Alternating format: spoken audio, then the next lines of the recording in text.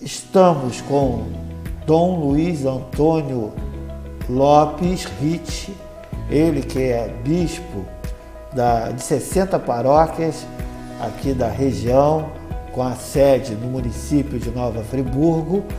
Ele que vai trazer mensagens de fé, de união, também de esperança à nossa população. Antes de mais nada, quero agradecer ao bispo por ter disponibilizado o seu tempo, que a gente sabe que é escasso, a fim de que fizesse essa entrevista conosco. Muito obrigado, gratidão é minha por poder participar com vocês desse momento e agradeço a Nova TV de Nova Friburgo por esse espaço e oportunidade. A gente que agradece pelo carinho. Dom Luiz Antônio Lopes Ritt, queria que o senhor pudesse contar um pouquinho da sua história de sacerdócio. Então, eu sou de Bauru, interior de São Paulo. Foi ali que Deus me chamou para ser padre. Eu, como todo jovem, participava da vida da igreja, de uma comunidade chamada São Miguel, no bairro Nova Esperança, né? É significativo o nome do meu bairro, Nova Esperança, sobretudo nesse tempo de pandemia. E foi ali na participação, foi ali na convivência que Deus me chamou para ser padre. Fiz meus estudos em Marília, no interior de São Paulo, fui ordenado em Bauru e depois a igreja me chamou para fazer o mestrado e o doutorado em Roma na área da teologia moral e bioética. Depois, voltei para Bauru, trabalhei na formação dos futuros padres em Marília, no seminário e na faculdade também, lecionando. E em 2017 fui nomeado bispo e fiquei 3 anos na Arquidiocese de Niterói, a quem agradeço a acolhida, a experiência que tive. E agora estou aqui com vocês para servir a Jesus Cristo, nessa igreja de Nova Friburgo, como o senhor disse, nas comunidades, nas paróquias, nos 19 municípios que fazem parte dessa diocese. Lá em Roma, o senhor... Qual Papa que você chegou a conviver? Olha, quando eu fui para Roma, era o Papa São João Paulo II. Quando ele faleceu, eu estava lá, acompanhei os últimos dias do Papa, depois o funeral e depois a eleição também do Papa Bento XVI, estava em Roma. E quando o Papa Francisco foi eleito, eu já tinha voltado, mas já estive 2 vezes com o Papa Francisco em Roma. Uma no ano passado, por ocasião da canonização da Santa Dulce dos Pobres, que nós celebramos hoje, e também no encontro dos novos bispos. Nós tivemos uma audiência com o Santo Padre, o Papa Francisco, foi muito gratificante esses 2 momentos. O que o senhor, na sua formação religiosa, essa convivência em Roma com João Paulo II, o que o senhor encontrou de especial, que o senhor percebeu assim, que o senhor carrega para a sua vida religiosa até hoje? Olha, o São João Paulo II tem um grande carisma, um santo, que deixou um legado assim, grandioso para a nossa igreja, para o povo. É um santo que está na memória viva do nosso povo, Então, quando eu convivi lá, quando estava o Papa São João Paulo II, a gente via a alegria do povo em querer ver o Papa. Todos que iam para Roma, nós temos que ver o Papa. Mas não aquela questão, ir a Roma e ver o Papa, mas o carinho que as pessoas carregavam pelo Papa São João Paulo II. O carinho do povo e o nosso carinho e a nossa gratidão por tudo aquilo que São João Paulo fez, em favor da igreja. Então, eu não tive a oportunidade de estar com ele numa audiência. Participei de missas, participei de audiências públicas, não particular. Particular mesmo, eu só tive a graça de estar com o Papa Francisco, porque eu já era bispo, e como bispo é mais fácil, a proximidade de estar com o Papa. Foi nesse sentido. há quanto tempo o senhor se encontra em Friburgo? O que você está achando da cidade? Então, eu gosto do frio, né? O clima é frio, né? Mas um povo de um coração muito aquecido, generoso, né? Então eu subi a montanha, eu estava, né, em Niterói, e subi a montanha e aqui estou com vocês. Nós temos uma parte também da diocese, que é o vicariato litoral, né?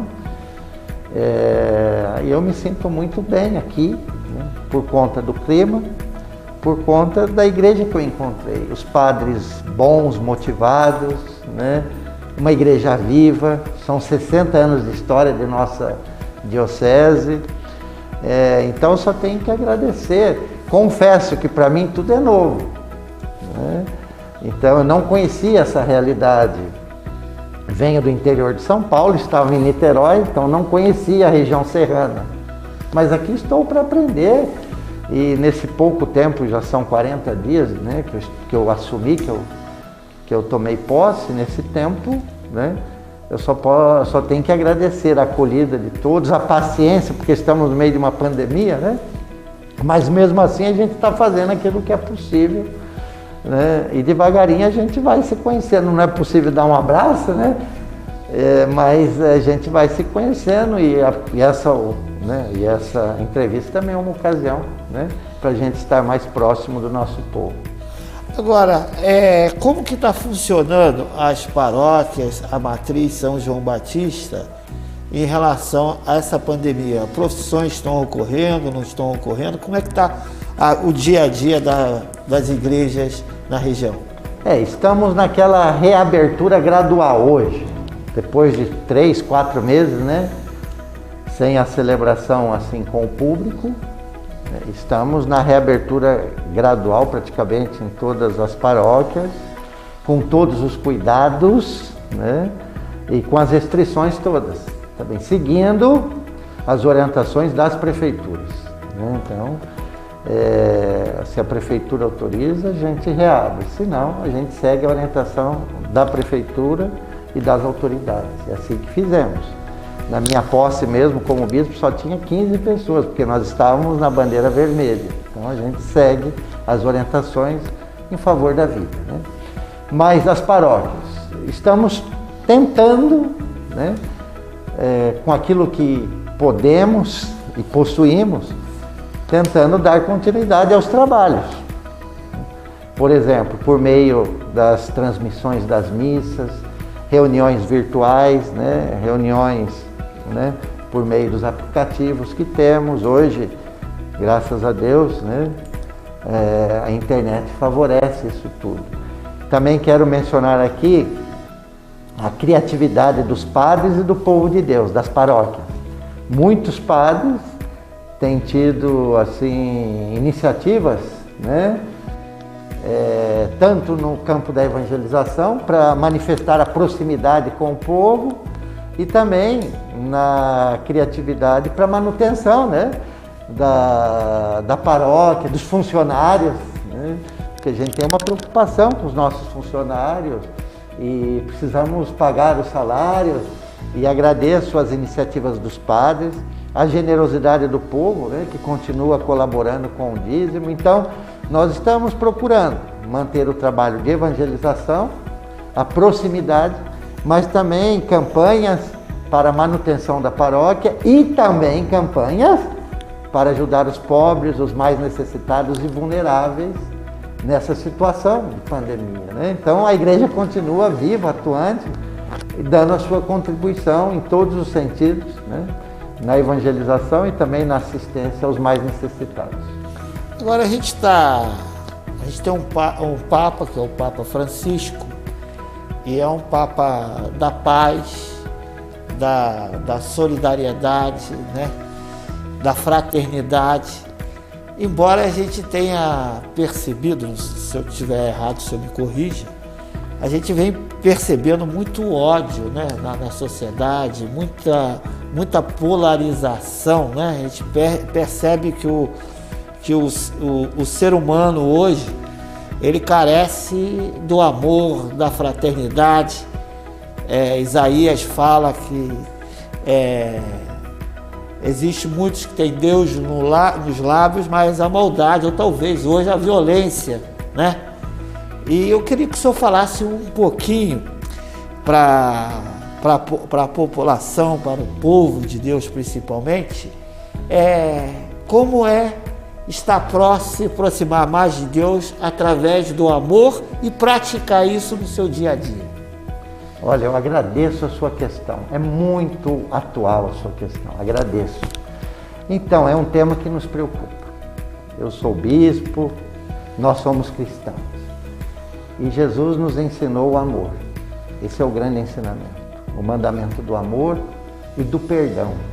E tem mais, Jesus nos ensinou a amar os inimigos, a rezar por aqueles que nos perseguem. Quer dizer, o ódio não tem nada a ver com o cristianismo. Bem-aventurados os que promovem a paz. São Francisco, onde houver ódio, que eu leve o amor. Onde houver ofensa, que eu leve o perdão. Então Jesus nos ensinou o perdão, a misericórdia, pagar o mal com o bem, rezar pelos inimigos, rezar pelos que nos perseguem. Esses são ensinamentos de Jesus. Porém, hoje nós temos outros ensinamentos nas redes sociais, que não tem nada a ver com o Evangelho. Então, se queremos ser cristãos autênticos, precisamos seguir Jesus Cristo. Estou até apontando aqui, né? É Ele. Se somos cristãos, somos seguidores de Cristo. Príncipe da paz. É o príncipe da paz, né? Então, vejam, cristão é aquele que segue a Cristo, ok? Tem outras vozes? Tem. Nas redes sociais existe uma polarização muito grande? Existe. Uma polarização política, religiosa, existe. Mas nós precisamos dialogar, jamais odiar, né? O caminho de construir pontes e não muros, essa é a questão. A tolerância, o respeito. Então nós não podemos perder esses valores cristãos do nosso horizonte. Porque facilmente, como o senhor disse, né, a gente pode se deixar levar por outras propostas, né? E aí, sem perceber, a gente acaba contribuindo para disseminar o ódio. E Jesus disse também, entre vocês não deverá ser assim, né? Nós não podemos reproduzir aquilo que está por aí, que todos fazem. E eu digo sempre, o cristão não é diferente dos outros, mas ele é chamado a viver de modo diferente. Aqui está, né? O cristão ele tem que ser sal e luz, tem que ser um testemunho de amor. Então, eu insisto muito nesse tema de construir pontes. A gente sabe que estamos num momento de tensão, de crise, de polarização, mas nós precisamos enfrentar tudo isso, enfrentar esse conflito com amor e com diálogo, jamais com ódio. O ódio não vai resolver nada, né? Pelo contrário, prejudica, afasta, cria muros, mas nós somos construtores de pontes. Agora, por exemplo, a gente, Deus, para o senhor, como se aproxima mais de Deus? O que faz, o que a pessoa, o indivíduo pode fazer para se aproximar de Deus e não apenas, né, como repetir aqui o Isaías dizia, de nada adianta ter Deus nos lábios e a maldade no coração. É o que nós chamamos de fé e obras, fé e vida. Primeiramente, Jesus veio para revelar o rosto do Pai. Jesus é a revelação de Deus, é o próprio Deus encarnado, é a palavra encarnada. Então, a partir de Jesus, não há mais dúvida. Nós temos qual é a imagem de Deus? É a imagem de Cristo. Um Deus que vem, que assume a nossa condição, que dá a vida por nós, que nos salva, né? Então, nós já temos o caminho. Ele mesmo disse, eu sou o caminho, a verdade e a vida. Então, como fazer para se aproximar de Deus? Primeiramente, olhar para Jesus Cristo. Jesus Cristo crucificado e ressuscitado, né? Depois, seguir a palavra dele. Ouvir a voz dele. A quem ouvimos e a quem seguimos. Queremos ouvir Jesus e seguir Jesus. E aproximar cada vez mais a nossa fé das nossas obras.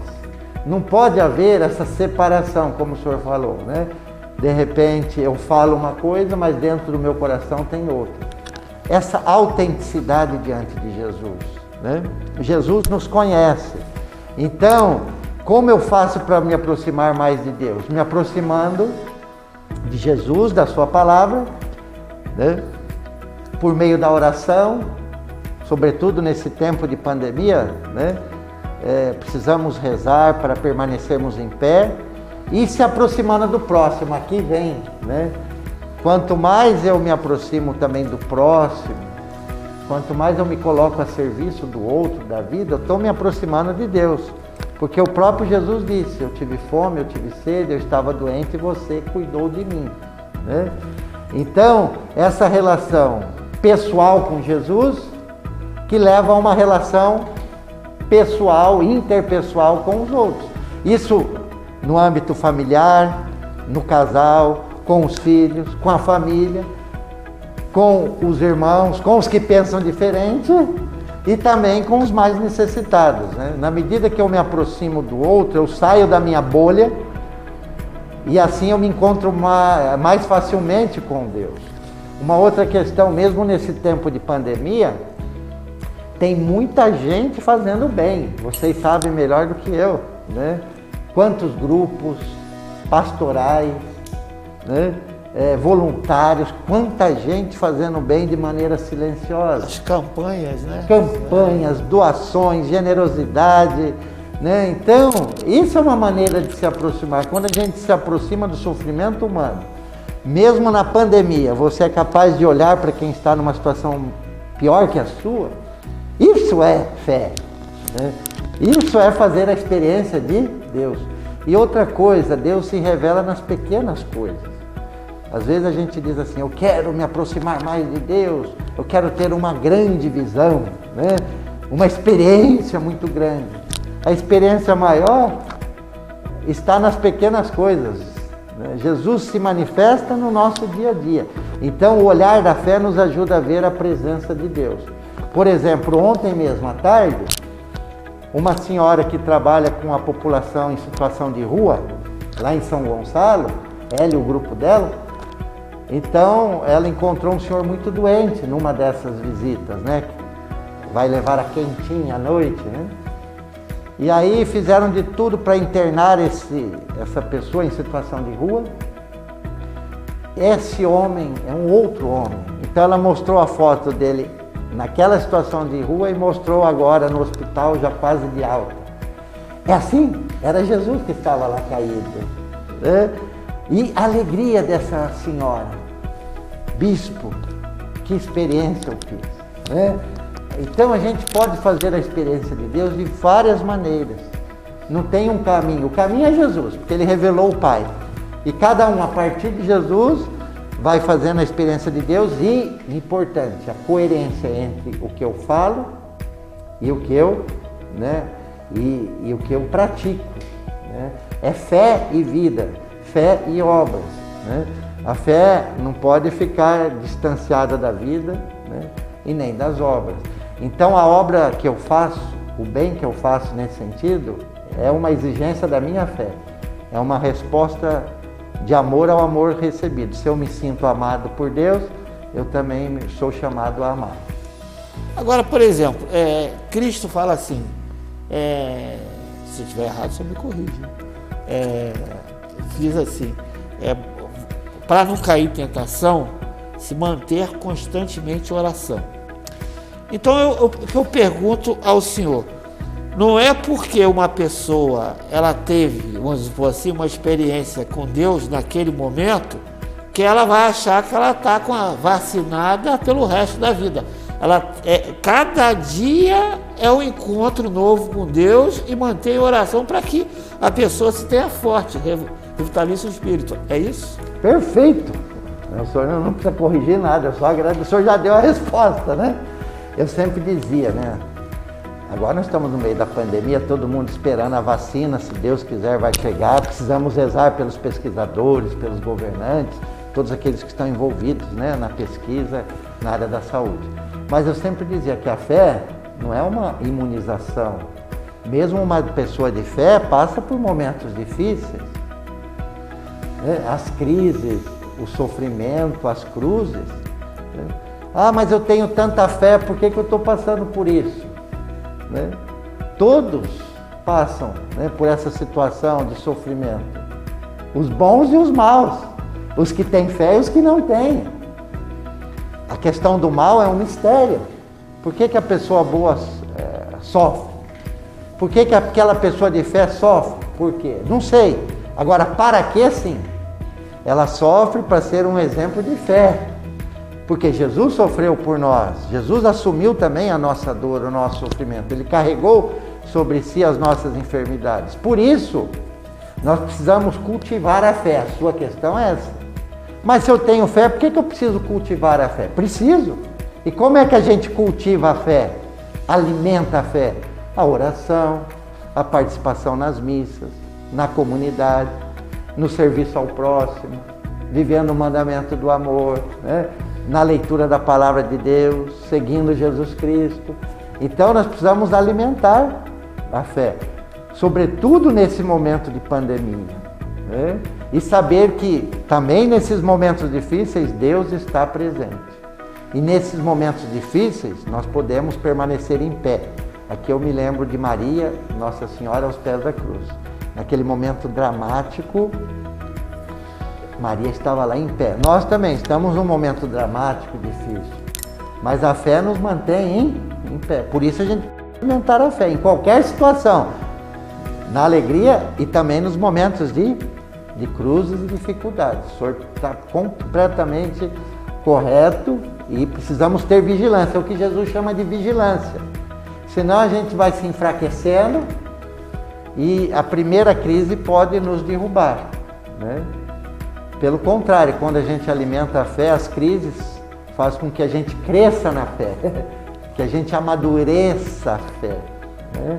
A fé não é uma vacina, é uma maneira de enfrentar, é diferente, né? A fé não é uma imunização. Uma pessoa de fé, ela está sujeita também a qualquer situação difícil, mas ela vai enfrentar de maneira diferente, é essa a questão. Isso a ciência já tem mostrado. Um doente que tem fé, ele consegue enfrentar melhor aquele tratamento, aquela situação, do que um outro que não tem, né? Não é que o que tem fé está imune da doença, mas ele sabe lidar melhor com aquela situação. E até dar um testemunho para a família de enfrentamento, de resiliência, de fortaleza, né? De abandono nas mãos de Deus e de aceitação da vontade de Deus. Agora, o Moisés, quer dizer, Deus, pelo menos biblicamente falando, Deus falou para Moisés que ele ia fazer de Israel uma nação de sacerdócio. Sim. Aí veio Cristo, né, que ampliou essa barreira, né, não só a nação de Israel, mas o mundo inteiro. Eu queria que o senhor falasse do sacerdócio, né, daquela pessoa que deixa, se desvincula da materialidade, da ganância, da cobiça e vai servir uma vida de sacerdócio a Deus, seja um homem, seja uma mulher. Olha, outra ótima pergunta. Nós temos na igreja o sacerdócio comum, se diz assim, sacerdócio comum, ou seja, todos nós pelo batismo formamos um povo sacerdotal. Citando Moisés, o Antigo Testamento, somos um povo sacerdotal. E Jesus é o sumo e eterno sacerdote. Pelo batismo. Ser sacerdote significa rezar, oferecer a Deus o sacrifício da nossa vida, né? O nosso tempo, nossa dedicação a Ele, rezar pelos outros. O sacerdote é aquele que se entrega, que reza, que faz essa ponte entre Deus e o homem, né? Então somos todos um povo sacerdotal. Esse é o sacerdócio comum. Porém, temos o sacerdócio ministerial, que é a sua questão. Nós celebramos o Dia do Padre, dia 4 de agosto, estamos no mês vocacional. É o sacerdócio ministerial, ou seja, aquele que foi ordenado, que recebeu o sacramento da ordem, né, para servir a Deus, servir ao povo na igreja. Tá? Esse é o sacerdote, que oferece o sacrifício, que é o próprio Jesus, em favor do povo, em favor da salvação e da santificação do povo. Então, o sacerdócio comum, todos nós, pelo batismo, o sacerdócio ministerial, alguns que Deus escolhe, né, para que exerçam essa função sacerdotal. São os padres, né, nós, padres, pai. Então, a gente agradece a Deus, porque nós temos padres dedicados, são aquelas pessoas que escolheram seguir Jesus de maneira mais radical, mais de perto, né? Estando em contato com Jesus, sem deixar de estar em contato com a vida, né? Com a realidade humana. Então, é essa ponte. Eu fui dar a posse para um pároco faz uns 15 dias, e na acolhida, né, um membro da comunidade disse assim: padre, bem-vindo, nós só pedimos 3 coisas para o senhor: nos traga a Deus, olha que bonito, nos leve a Deus e nos ajude a viver em comunidade, a viver o amor. Nos traga a Deus, nos leve a Deus e nos ajude a viver em comunidade, no amor, na unidade. Olha que bonito. Esse é o papel do padre. Ele leva o povo até Deus, traz Deus até o povo, né? E também motiva, anima a comunidade para perseverar na fé. É um pastor que cuida, né? Que orienta, que acompanha. O senhor deve acompanhar muito, principalmente a questão que é muito em voga hoje, a questão da violência doméstica. Lá, Moisés diz que o coração duro do homem fez com que Deus permitisse o divórcio, né? E a gente vê que, na verdade, é uma sociedade conjugal e não uma relação de propriedade. O homem não é propriedade da mulher e nem a mulher é a propriedade do homem. Eu queria que o senhor falasse um pouquinho, né, com os casais principalmente, essa questão de posse, né? Seja do homem com a mulher, da mulher com o homem, e não uma relação de respeito. Eu queria que o senhor falasse um pouquinho sobre isso. Muito bem, o Marconi aqui está fazendo questões muito interessantes, porque também estamos na Semana da Família, né? Celebramos no último domingo o Dia dos Pais, primeiro domingo o Dia do Padre, e segundo o Dia dos Pais, uma vocação tão nobre. E você citou muito bem Moisés. Jesus disse, no início não era assim. Moisés autorizou por conta da dureza do coração de vocês. Aí entra o tema do pecado, do mal, né? Como o senhor colocou. Devemos estar vigilantes, porque a nossa essência é o bem. E Deus viu que tudo era bom.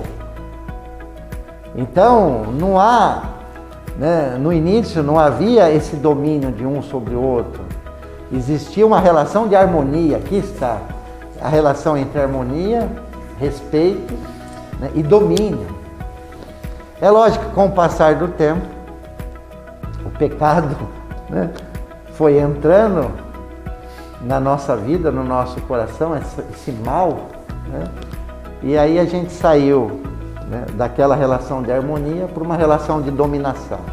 De dominação, como diz o Papa Francisco, de descarte, né, a cultura do descartável. Descarte, não deu certo. Uma outra. Quantas mulheres aí ficam sozinhas com os filhos, né? São descartadas como se fosse uma propriedade, uma mercadoria. Então é lógico que isso dói, né? E a gente imagina, né, a dor das mulheres, né? E tantas outras situações de violência doméstica, o preconceito, né, que ainda é muito presente na sociedade, a discriminação. Então, nós temos que urgentemente voltar para essa relação de respeito, né?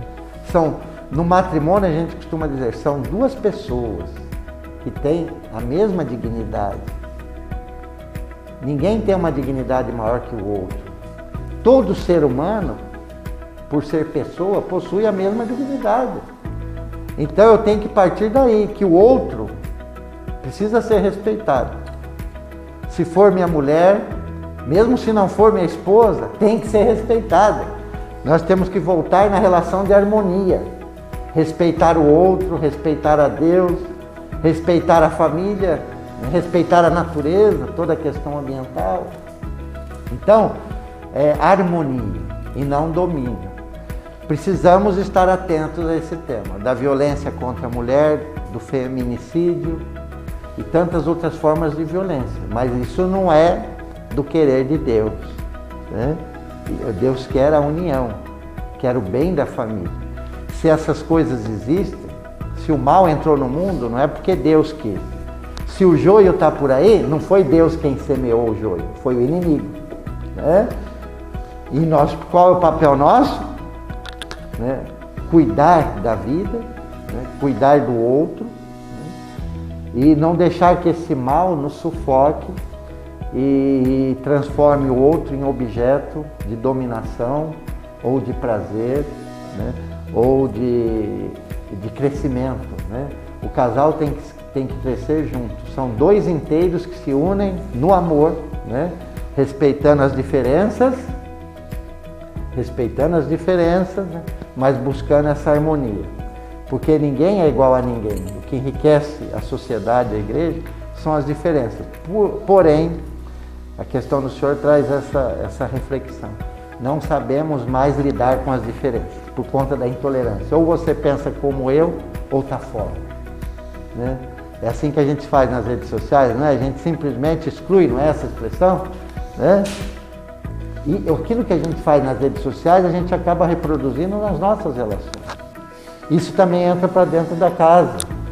Estão entendendo? Então, é toda uma questão cultural, por isso que o tema da vigilância, precisamos estar atentos, senão a gente se deixa levar por esse modo de ser, que não é um modo cristão.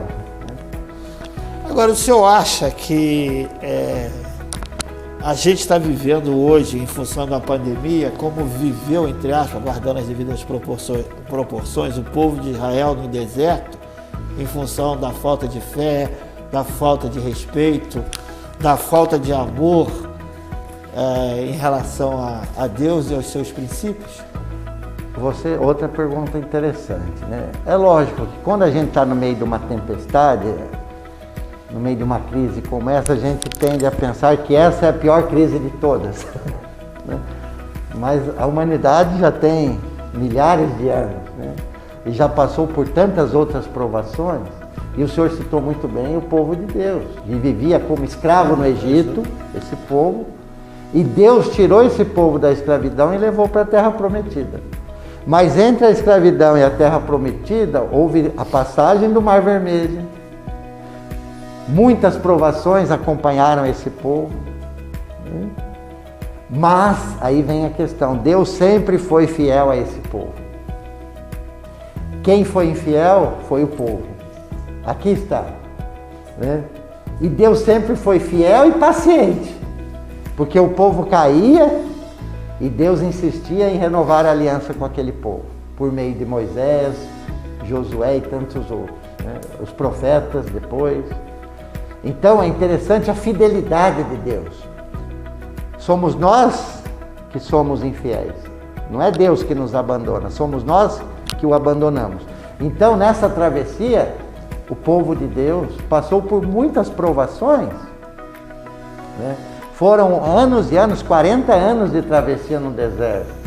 E depois do povo de Deus, se olharmos para a história dos nossos antepassados, se olharmos um pouco, se conversarmos com os nossos avós, bisavós, todos eles vão relatar situações difíceis pelas quais passaram.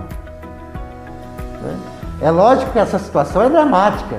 Não estou minimizando a crise, pelo contrário. Só estou dizendo que nós temos uma tendência a achar que essa é a pior de todas. Mas se olharmos para trás, para as maravilhas que Deus fez na história da humanidade, a gente chama isso de teologia da história, a ação de Deus na história, a gente vai ver que com Ele a gente vai superar essa crise também, essa pandemia, né? É lógico que alguns se cansam por conta da incerteza, das dúvidas, do cansaço emocional, espiritual, né? A questão social, econômica, que atinge diretamente as famílias, as pessoas, o desemprego, a pobreza, as desigualdades. Tudo isso aumenta nessa pandemia. Se já estava difícil, ficou mais. Então, olhando para o povo de Deus, muito boa a sua questão. A gente vê que Deus foi fiel e que a gente vai chegar à Terra Prometida. Olhando para a cruz de Jesus, a gente sabe que depois da cruz vem a ressurreição. Essa é a nossa fé. Aqui está o fundamento da nossa esperança. Deus não abandona o seu povo. E nós também, mesmo nesse momento, não podemos abandonar Deus, né? Os nossos antepassados não abandonaram, por isso resistiram. A fé nos ajuda a resistir, a permanecer em pé, né? Enfrentando essa crise, sabendo que para a gente chegar a um lugar novo tem que passar pelo deserto. Agora, eu vou pedir o senhor, principalmente como filósofo, teólogo, doutor, o que acontece? A gente vê muito hoje, não é nem o caso da Igreja Católica, a gente não vê isso.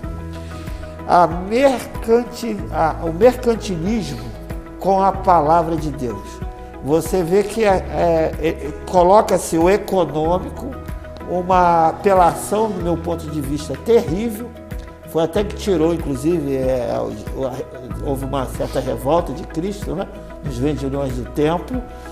E a gente vê hoje a deturpação da palavra, que ela é engendrada num capitalismo selvagem, visando efetivamente, como se fosse um caça-níquel, né?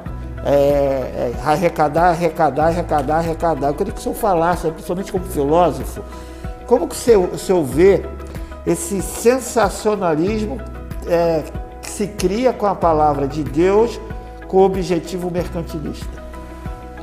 Isso é terrível, causa indignação. Porque nós, primeiramente, não podemos instrumentalizar a palavra de Deus em favor dos nossos interesses. Primeiro aí, é palavra de Deus.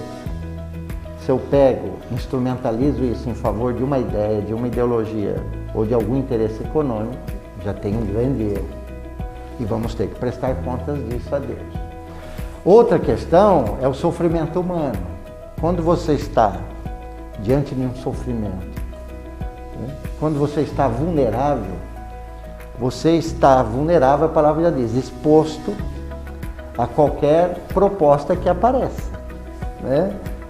Então a gente tem que estar atento, porque quando nos sentimos vulneráveis, nos sentimos mais expostos e às vezes acabamos acolhendo uma proposta que, no lugar de nos ajudar, vai piorar ainda mais. Então eu acho assim muito cruel se aproveitar da vulnerabilidade dos outros para levar vantagem. Isso é terrível. Isso é terrível. Então não estou aqui querendo fazer julgamento dessa ou daquela denominação. É um risco que todos nós corremos. Precisamos ser fiéis à palavra. Não se deixar levar pelo imediatismo. As pessoas querem tudo para ontem, né? Saber que Deus está presente, sim. Agora, jamais instrumentalizar a palavra e nem se aproveitar da fragilidade do outro, do desespero, para levar alguma vantagem. É o que o senhor chamou de mercantilização da fé, né? Eu tive uma coisa parecida com Acã, não foi? Com Acã, com Josué, não foi? Sim. Que foi para conquistar Jericó, não é isso? Aí deveria entregar todos os bens, os tesouros conquistados a Deus, ele foi e escondeu, não foi isso? Então, isso aí está presente, né? O interesse pessoal. Se você tinha que partilhar, se era de todos, quando se fala que é de Deus, né? É do povo, porque um se apropria, né? Então, essa tendência existe não só no âmbito religioso, né? O egoísmo, o levar vantagem, né? O interesse econômico. É lógico que o fiel, ele é chamado a partilhar, sim, para a manutenção da comunidade, da igreja, mas tudo isso dentro da liberdade, né? Sem nenhum tipo de pressão, de coação, de troca. Com Deus não se troca. A relação com Deus é a relação de amor. É isso que a gente não entendeu ainda. Um Deus que dá a vida por nós, Ele só quer o nosso amor. Com Deus não tem troca. Com Deus tem relação de amor. Então aí vem essa teologia da prosperidade, de troca, em vista do crescimento pessoal. É lógico que Deus quer que as pessoas cresçam, né? A gente reza aqui tanto, né? Pelas empresas, os empresários, tanta gente passando por momentos difíceis, o desemprego, né? Deus quer a prosperidade de todos, a felicidade de todos, mas usando meios éticos, usando a fé, o amor, né? E jamais a instrumentalização da palavra. Saber lidar também com as cruzes, né? O fato de eu estar passando por um momento difícil não quer dizer que eu fui abandonada por Deus ou que Deus está me castigando. O sofrimento faz parte da vida.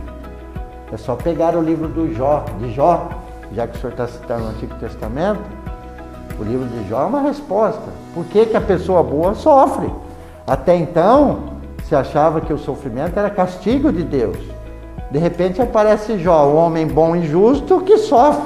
Logo, o sofrimento não é castigo, faz parte da condição humana. E tanto é que o livro de Jó é tão bonito, ele diz assim, olha, até hoje eu tinha ouvido falar de ti, ele rezando. Agora eu te vi com os meus olhos, agora eu compreendo. É isso, às vezes a gente ouve falar, mas não faz a experiência do amor de Deus. E a religião é o local da experiência do amor, não é troca, né? E se uma vez que Deus destruiu o mundo, né, da questão do problema de Noé, né, foi por causa da violência, do ódio. Sim, do ódio, do mal. E as pessoas parecem que hoje não percebem que aquele erro lá do passado causou uma reação muito dura para a humanidade. É o pecado original, primeiro. E Deus viu que tudo era bom. Aí, Adão e Eva, né?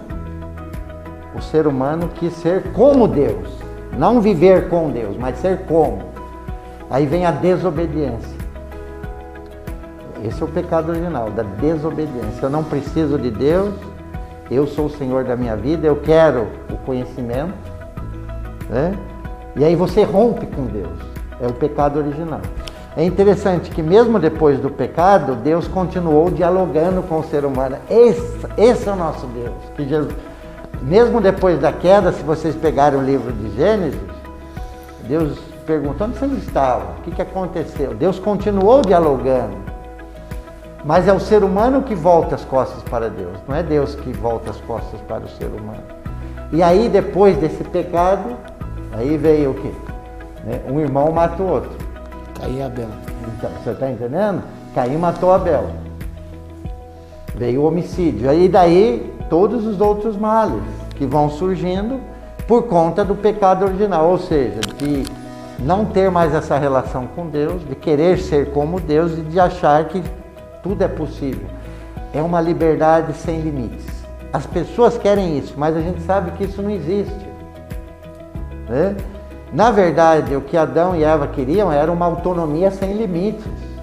Não queriam ter Deus como referência, né? Então, quando Deus diz, olha, vocês podem fazer de tudo, menos comer da árvore do bem e do mal. Deus colocou só um limite, E o ser humano não foi capaz de respeitar um limite. Para dizer, o pecado original é isso, eu posso tudo, eu faço tudo, eu sou o Senhor da minha vida, eu não tenho referência nenhuma com Deus, com ninguém. Isso, aí o mal vai entrando, né? Vai entrando e aí vem o homicídio, vem a violência, vem a corrupção, vem a injustiça, as desigualdades, o preconceito, né? Então, mudando o ser humano, a gente muda a sociedade. Por isso, a gente fala tanto em conversão, em santificação, em humanização. Se eu me torno uma pessoa melhor, isso vai ajudar o meu ambiente, a minha família, a sociedade a ser uma pessoa melhor. Como dizia Santa Madre Teresa, né? Santa Madre Teresa, quando perguntaram para ela, Madre, indique 2 coisas que precisam ser mudadas com urgência no mundo. Ela parou, pensou e disse assim, você e eu.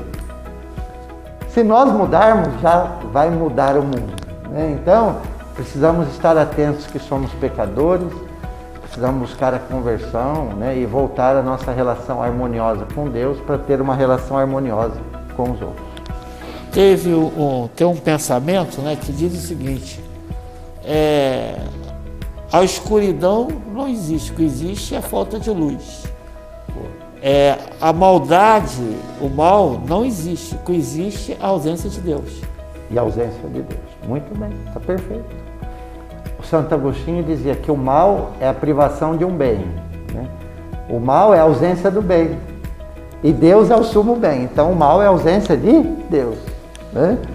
Então o mal em si não é um princípio. O princípio é o bem. Quando eu deixo de fazer o bem, o mal ganha espaço, né?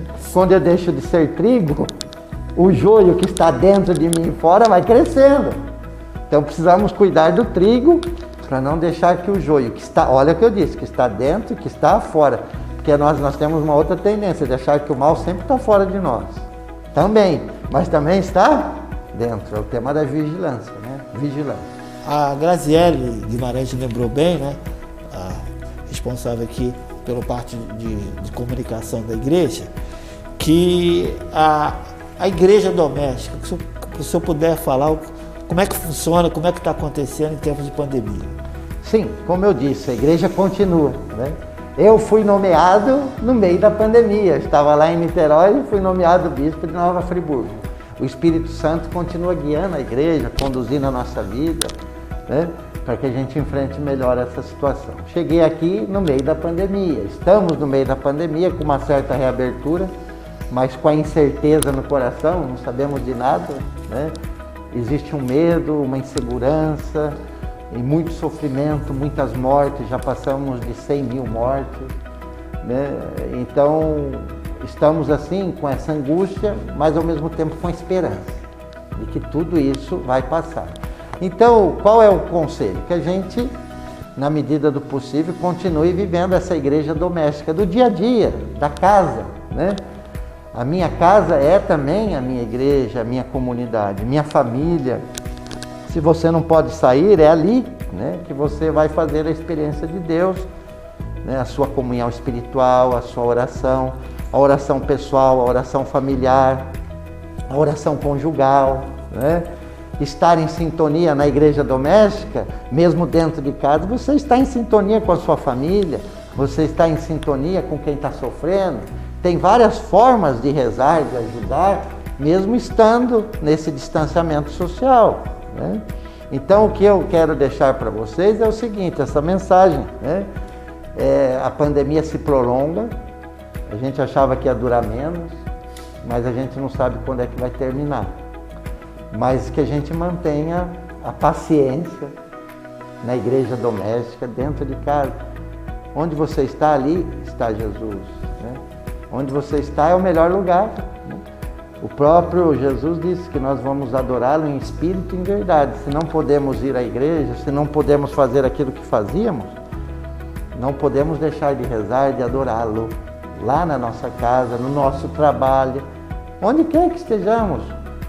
Qualquer lugar pode ser um poço onde Jesus está e eu sou a samaritana junto com Jesus.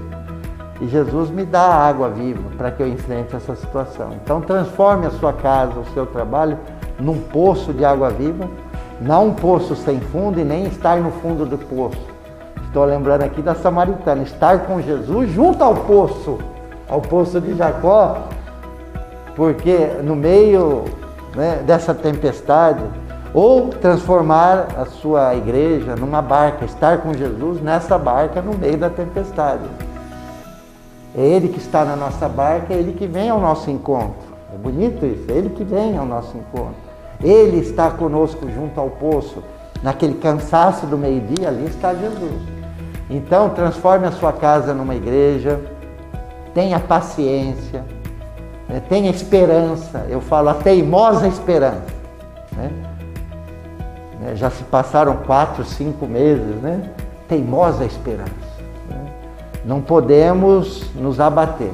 Então, eu envio para vocês, né, assim, uma saudação cordial, agradeço essa oportunidade que vocês estão me dando, a nossa Pascom na pessoa da Graziele, né? Também a vocês que aqui estão, suas perguntas que foram tão boas, e vocês que nos acompanham, né? Toda a direção, né, da Nova TV, de Nova Friburgo. Então, Nova TV, Nova Esperança, Nova Friburgo, vamos esperar, porque Deus, né, ele reconstrói. Aquele vaso quebrado, nós somos como vaso no barro na mão dele, né? Ele vai reconstruindo e nós vamos sair melhores dessa situação, estou certo disso. Tem um trecho, né? Pelo menos num filme, não sei se é bíblico, né? Se está realmente na Bíblia, que o Moisés, quando ele empreender fuga em relação da morte do egípcio, ele chegou para a mãe dele, contou a história, a mãe de sangue, né? E ela quando despediu, falou assim para ele: Deus te protegeu com que você sobrevivesse em toda aquela matança do faraó. Sirva o bem. Eu queria que o senhor desse uma mensagem, como as pessoas devem servir bem a Deus. Então, só pelo fato de estarmos vivos, nós somos um milagre de Deus, né? Então, como é que a gente agradece a Deus o dom da vida? Fazendo bem. Se Deus poupou a minha vida, se eu estou vivo até agora, não só por conta da pandemia, tantas outras coisas poderiam ter acontecido comigo, com vocês, né? Quantas pessoas morrem de repente, do nada, né? Então, se estamos vivos é porque Deus tem um projeto de amor para nós. E a melhor maneira de agradecer a vida é fazer o bem, né? Então, essa orientação dada a Moisés: faça o bem, você foi salvo da perseguição. E nós também estamos aqui, vamos fazer o bem, né? Se Deus me poupou, é porque eu ainda tenho muita coisa a fazer. Então, continue fazendo o bem, dentro de casa, continue amando, né? Continue usando as redes sociais para disseminar o bem, o amor, uma boa palavra, jamais o ódio, né? E fazer o bem em tempos de pandemia, né, tem um valor ainda maior, não tem? Todo bem que a gente faz, por menor que seja, já tem um valor incalculável para Deus, porque Ele sabe tudo. Fazemos por amor a Ele, por amor à vida. Mas fazer o bem numa situação totalmente adversa tem um significado mais profundo. Então, vamos permanecer no bem e a gente vence o mal com o bem. Dom Luiz Antônio Ritt, agradecemos o senhor por ter disponibilidade do seu tempo, agradecendo a Graziele Guimarães da Comunicação, a doutora Marise, que articulou com a Graziele a fim de que a gente pudesse marcar essa entrevista, ao nosso Patrick Canella, ao Wendel Guadalupe, lá na direção geral da televisão. E quero dizer ao senhor que todos nós aqui estamos admirados, né? Porque a gente vê na sua imagem, na sua face, a imagem, a bondade, a fraternidade, o amor de Deus, não há dúvida disso. E o telespectador que está bem em casa está sentindo essa energia vocacionada, né? Que a cada dia é mais difícil a gente encontrar um ser humano com a estatura espiritual do Senhor, do seu sacerdócio, da sua história, né? E a gente se sente até um privilegiado por Deus permitir que a gente pudesse conhecê-lo e fazer essa entrevista. E vou pedir ao senhor para terminar com uma oração. Marcones, o senhor usou a expressão vocacionado, né? Na verdade, todos nós, seres humanos, somos vocacionados, ou seja, chamados a fazer o bem. Pegando a ligação com a sua última questão, né? Essa é a nossa vocação. Estamos nesse mundo para fazer o bem, para amar, para servir, né? Para contribuir com Deus, né? Nessa obra da criação, da salvação, para tornar esse mundo mais conforme ao querer de Deus, né? É lógico que a nossa casa definitiva é a casa do Pai, mas enquanto não chega a nossa hora, a gente está aqui nesse mundo para servir. Então, vocacionados somos todos, vocês aí da imprensa, da comunicação, cada um deve fazer da sua profissão uma vocação, ou seja, um chamado de Deus para semear o amor, né?